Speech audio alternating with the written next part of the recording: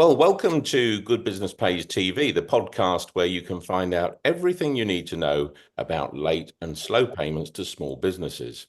This is one of a series of discussions we've been having with Intuit customers and users who have some experience of late and slow payments. And today we are very happy to be joined by Steph Scholes. I hope I've got the pronunciation right. Steph has a business called Needi, I think the business is called. I will find out if I'm wrong. Welcome to you, Steph. Tell us all about your story and your business, please. Hi, Terry. Thank you so much. So, yeah, absolutely correct. You did pronounce it right. And we're Needi, and we're a corporate concierge gift matching service.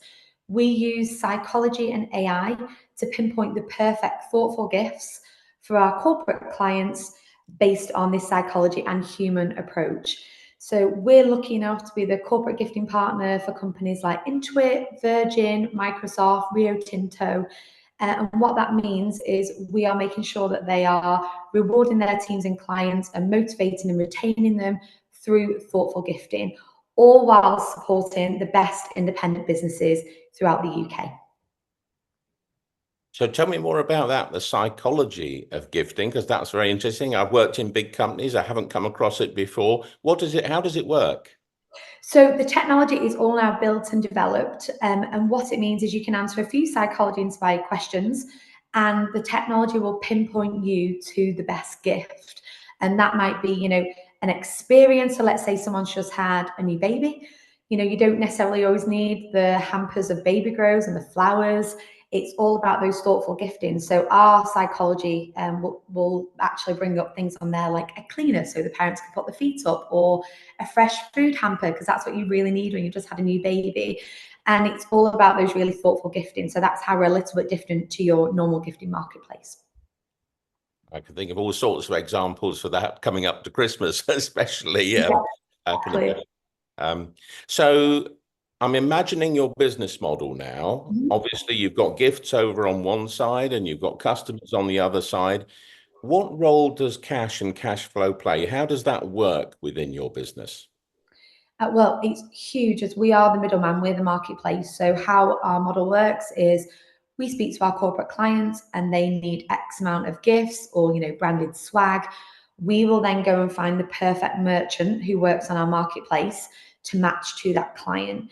So what happens in most occasions is the client places the order and we will place the order with the merchant, but the merchant tends to need 100% payment upfront because a lot of them are small independent businesses. So for them to be able to do this large order, especially, they need that guarantee of the cash flow. So where we've struggled in the past, before we got our investment, especially, and cash flow was really tight for us, we were struggling with the money received from us by the client, but then needing to pay the merchant up front to get the order in place and going to be able to make sure that they have the money that they needed. So you need to keep a bunch of cash always in the business to be able to juggle both sides of your customer base. Absolutely, yeah. So the thing that we're really trying to, I guess, bring to the surface a little bit here is late payments, slow Mhm. payments. What problems do they cause for small businesses? And I wonder if you have any experience of this that you might be able to share. Yeah, sadly, we have had quite a lot, which, as I say, we're VC backed, so we're in a good position for this now that our cash flow is stronger. But we've had, we are a startup, so for the past 2 years, we've had some really rough months where some of our larger corporate clients, it's just their policy; they have 90-day payment terms. So what that's meant when we've had larger orders from them of 50 to £100,000, we've had to upfront that cash to our merchants for them to be able to do that order. And then we've been really struggling, to make payments to even just pay our salaries for our staff on a monthly basis because we've been waiting for this payment to come in. So that has happened on multiple occasions. It tends to be with the larger organizations. So it does make things incredibly difficult, one for us, but also for our merchants as well, who, again, most of them are living month to month waiting for these big orders to come through. And it's obviously the nature of your business, but I'm very interested in how your investors and stakeholders accept or understand this, because they're the people putting money in, they see the cash flow coming through. Does it give them any heartburn at all that you've got this gap? And if so, how? How does that work? Yeah, I mean, we're in contracts with them, so obviously that protects us as a business. So we know that the clients are going to pay, and also they are very well established businesses. So there's no fear that the money won't arrive. But yes, it makes it challenging when you're trying to do projections every month and making sure that we're hitting the targets that we need to exceed. So it definitely adds a lot of extra pressure and unnecessary pressure in some occasions as well, I'd say. So what advice would you have then for others? You've been through this mill, but there'll be others just going into this. What advice do you have for others that are in the middle like you are, Yeah. and you want to try and avoid problems with late payment?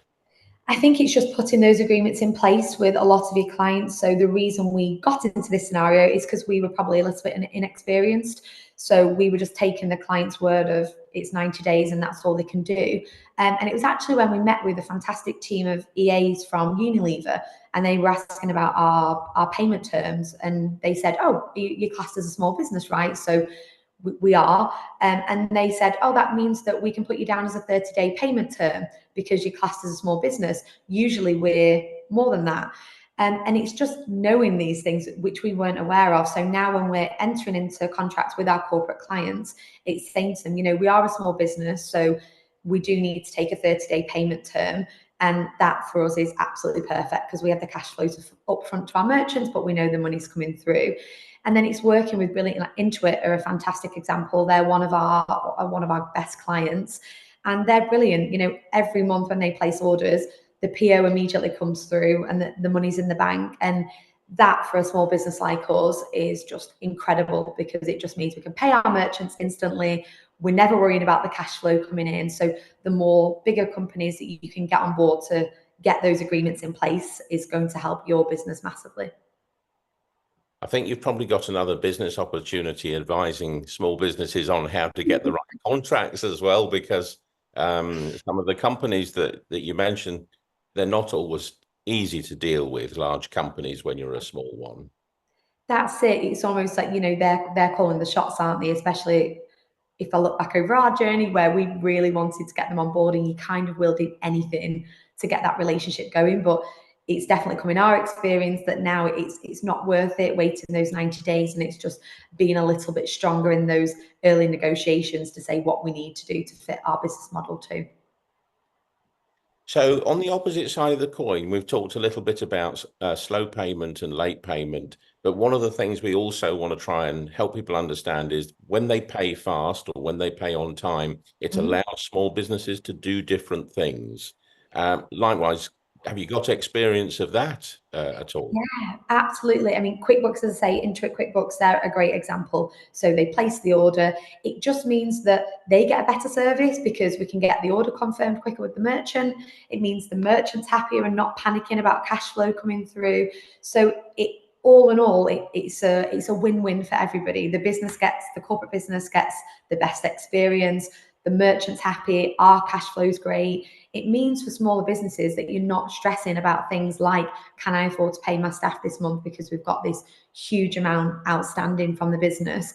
It means so much for every independent business. Cash is the biggest part for us to keep us going, and to be able to, outreach to new clients and be able to do a lot more innovative ideas. We need the cash to be able to do that. Well, I suppose the last question I really had was uh, more about technology. Obviously, Intuit QuickBooks were our partner on this particular interview program, but a lot of small businesses are being told they need to digitize. They need to use more digital tools. Tools like QuickBooks and other similar tools, do they help you at all in this, getting paid properly space? Yeah, I couldn't recommend enough. We've used QuickBooks from the start, so I would absolutely say, accounting wasn't our strength either. That's not mine or my business partner's background. So having a tool like QuickBooks is just invaluable to make sure that you are really keeping on top of all of your outstanding payments, and the reminders as well, because it does all of the prompts for you that you don't need to constantly chase the client manually. So yeah, I couldn't recommend having a tool like that enough as a small business. And what do you think we as Good Business Pays? We're a campaigning organization. We think everyone should pay their bills quickly and on time. But what do you think needs to change in payment culture and business culture to I guess to create a better environment where people do pay fast in time on time? What do you think needs to change? I think it's having, there is something out there already that if you're a small business, it needs to be a 30-day payment term.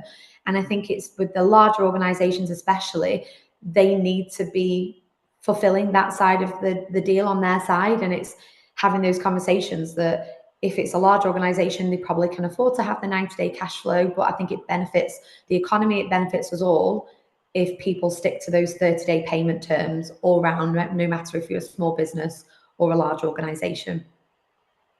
And in this digitization, one of the most difficult things we've found is to try and persuade small businesses to get on board with digital tools, not necessarily just QuickBooks, but digital tools to get paid faster. There's still a lot of paper invoices going to and fro.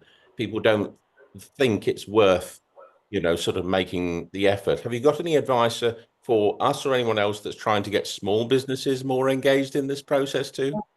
I mean, who wants to deal with paper all day? Yeah, I could not work like that myself. I think it's much easier to have everything in one central spot, be more organized. It's only going to help you in growing your business, and which is what I'm assuming most people want to achieve.